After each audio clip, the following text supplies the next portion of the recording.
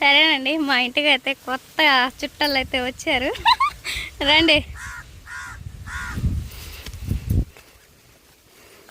మా తోడుకోళ్ళను మా మరిది అయితే వచ్చారండి. మట్టి దిగబడి ఈ దారిని పోదేవునా.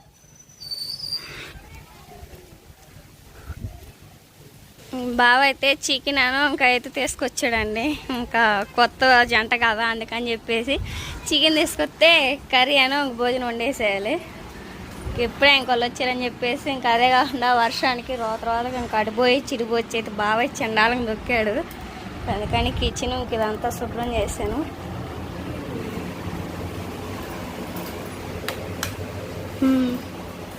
కూర్చోండి.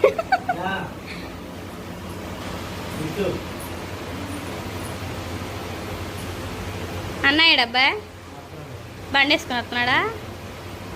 సరే.